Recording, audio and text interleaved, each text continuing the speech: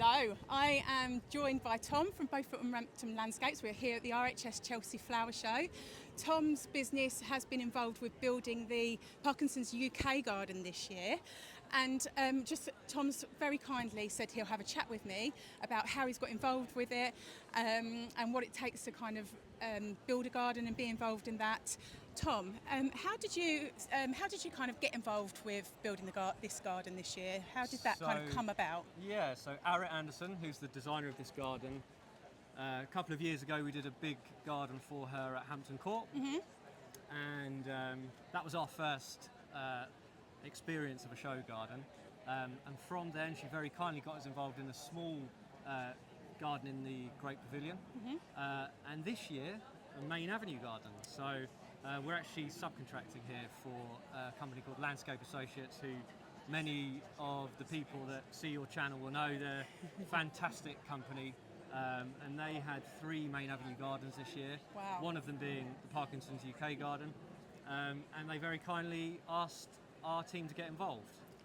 So this has been a first for us. Yep. Great to see how you build a Main Avenue. We had some idea of it, but it's a completely different animal to building at Hampton Court, let's say.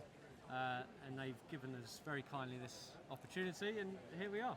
Amazing. Yeah. And so how did you get involved in the first place with the Hampton Court garden and get kind of introduced to the designers that...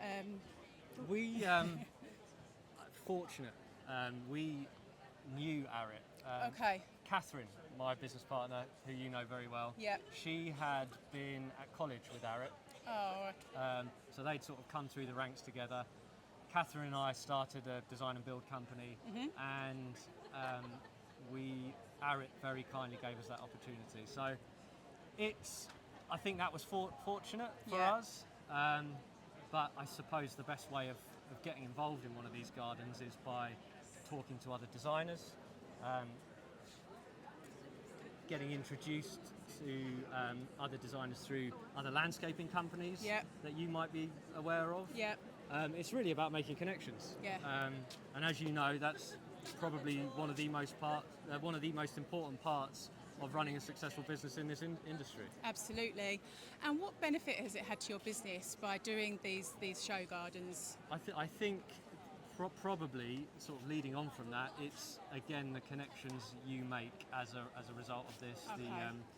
Not only that, it's being part of history. You know, you're part of a really prestigious event here, which garners trust in clients. You know, you can use this as a marketing tool. You can use it on your email signatures. You know, I suppose it puts that stamp of approval, that mark of approval on your business, that you're able to deliver on projects like this. Yeah, amazing.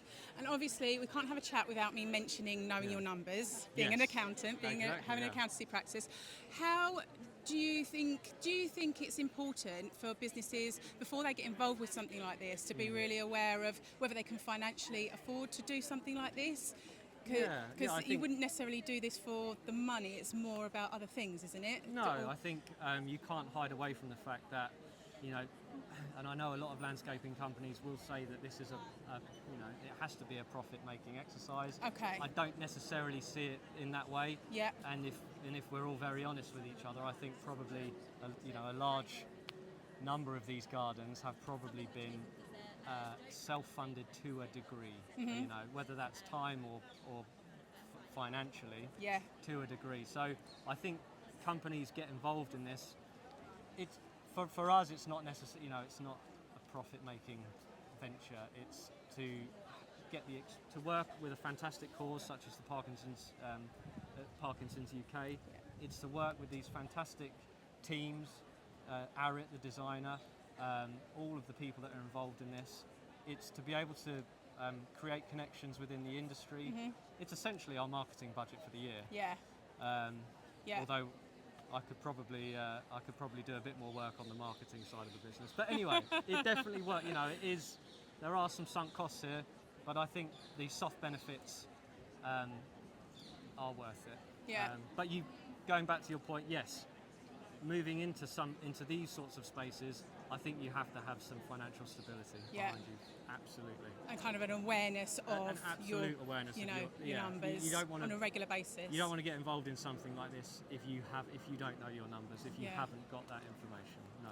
Amazing. Thank you so much for talking to me today. I really do appreciate it.